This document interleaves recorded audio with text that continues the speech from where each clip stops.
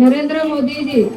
आपले पंतप्रधान झाले 2014ला, तर त्याच्या आज 12 वर्ष पूर्ण झाले आणि तेव्हा त्यांनी पहिला योग दिवस 21 जून हा 12 वर्ष झाली आज तो योग दिवस चालू आहे आणि ते नेहमी दरवर्षी